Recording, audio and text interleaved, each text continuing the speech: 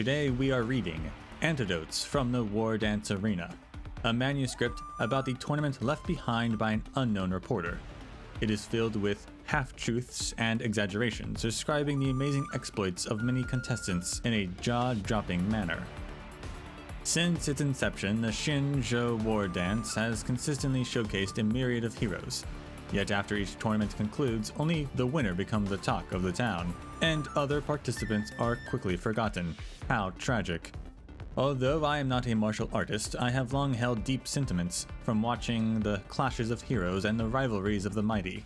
Not wishing for these extraordinary tales from the arena to be lost to time and forgotten by all, I have taken up my pen to record their deeds, so that future generations may have a chance to appreciate their predecessors. Number 1. Neutron Swordmaster. A nameless swordmaster who showed up at the Wardance alone, carrying a pair of long swords forged from 2 neutron stars on their back. Each 3 feet long, these indestructible swords cut through steel like a hot knife through butter. Only masters who have honed both their bodies and skills to perfection can wield them efficiently.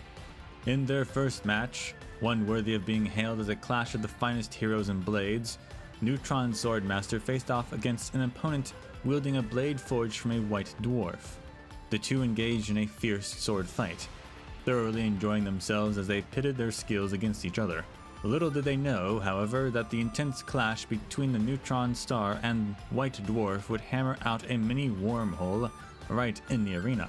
In an instant, the wormhole swallowed Neutron Swordmaster's opponent's whole, transporting them to an unknown corner of the galaxy. The fan-favorite Swordmaster was then tasked by the tournament organizers to find the missing contestant, leaving Shinjo and embarking on a journey across the universe to search for them.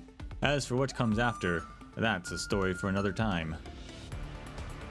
Number 2. Spider Boy Dorokoni. As you may know, the Wardance is not only open to the Shinjo people but also to the entire universe, often attracting skilled outworlders to compete in it. In my opinion, the most outstanding outworlder in this year's tournament is undoubtedly Spider Boy Dorokoni.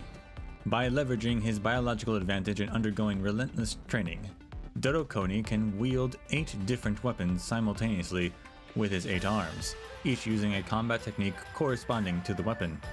It is said that before competing in the Wardance, Dorokoni once trained under the galaxy's martial arts Grand Master, Wraith Cave.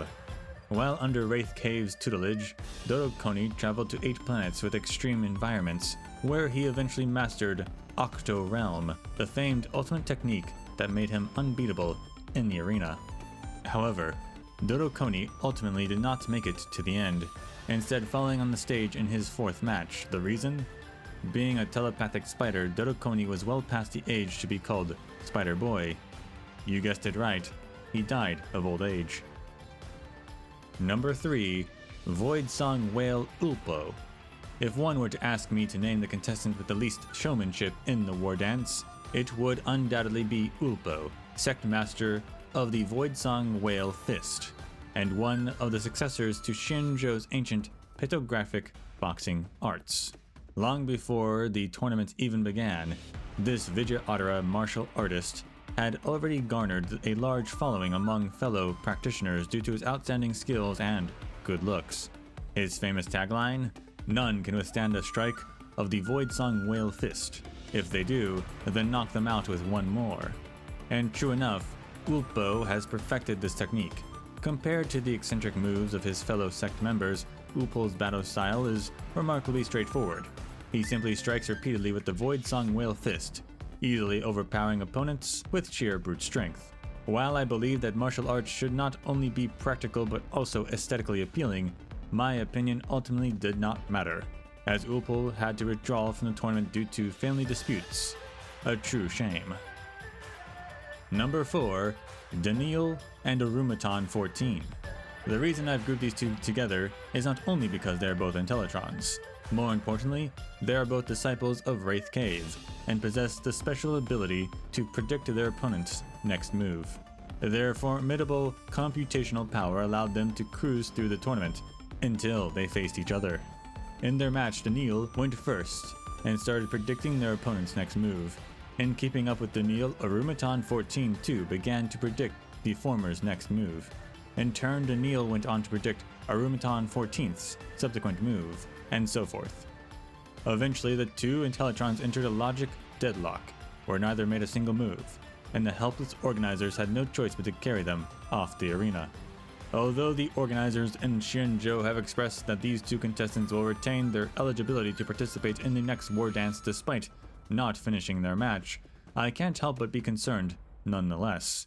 After all, if countless amber eras were to pass, their duel would likely remain unfinished.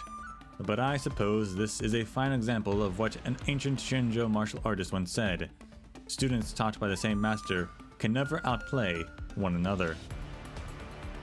Number 5. Cloud Freed. In its long history, the rules of the Luminary Wardance have been changed and refined numerous times.